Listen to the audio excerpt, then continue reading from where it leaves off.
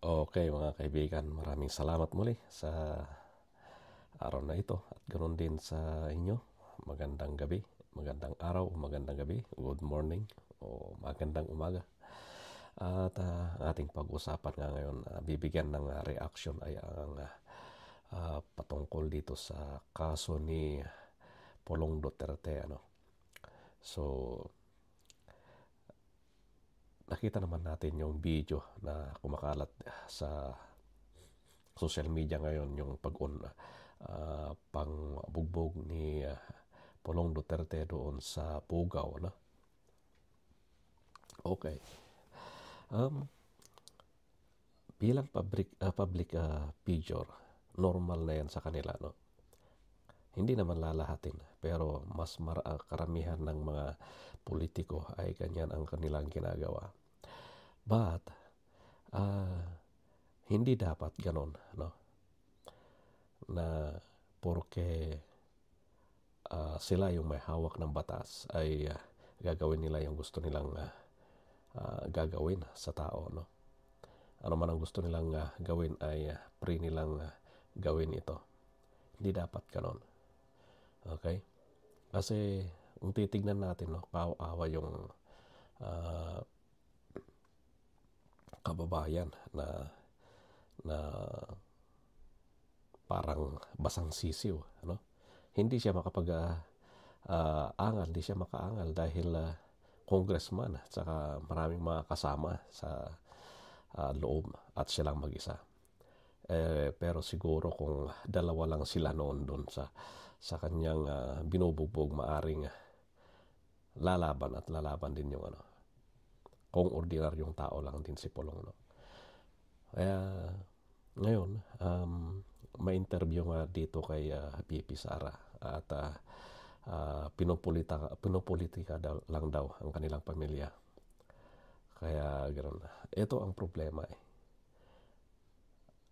Inamin naman ni Pulong Duterte yung kanyang ginawa, no? Yung kanyang pambubugbog. So, ano pa ang sasabihin na pinopolitika, no? Pinopolitika ang mga Duterte, mismo ang kapatid niya mismo ang umamin sa kanyang ginawang pangbugbog doon sa Pugaw. So, yun din yung ating mapapanood dito sa video ngayon. At talagang sinagot ni Jose Claire Castro ang mga allegation ni VP Sara sa gobyerno. At ating panonoorin,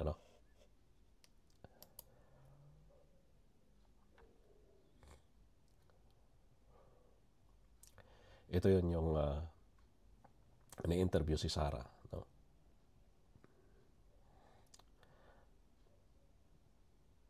Yan si Congressman Pulong. At ito yung video na Paano ipapahid ng Vice Presidente ang ng sa administrasyon? Nabanggit dito na ang pagkuha ng ibang mga kababaihan for their own satisfaction, ang sandaling kaligayahan, bakit ito ibibintang sa Pangulo? Hindi ba dapat sagutin naman na lamang nila kung ano ang complaint? Yun, kahit nga naman personal na bagay na ginawa ni Pulong yun, bakit ibibintang niya kay Marcos? Hindi naman inutusan ni Marcos para gawin niya yun. Hindi naman inutusan ni Marcos para pumasok dun sa disco house. Hindi naman inutusan ni Marcos para kumuha na ang mga babae. Kaya minsan ang hirap, yung mga bagay na ganyan, puro na lang gobyerno ang may kasalanan.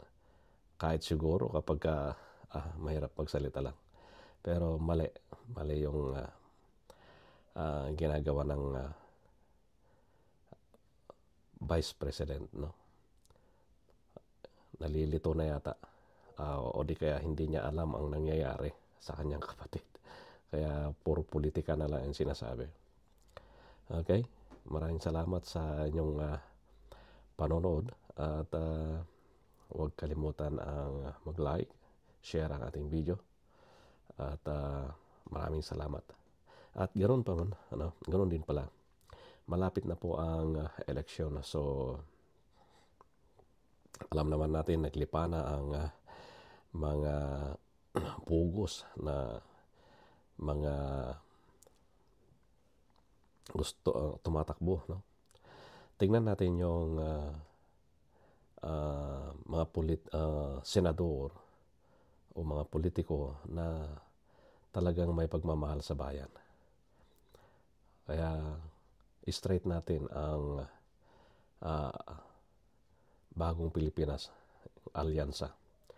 Yung mga senatorial slate ni PBBM. Si Camila Rojas, wag na. Okay? Kasi masyadong maraming ayaw ko na magsalita.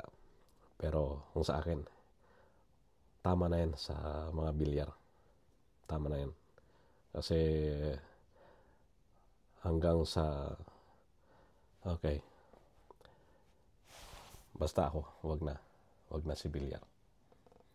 Okay? Maraming salamat.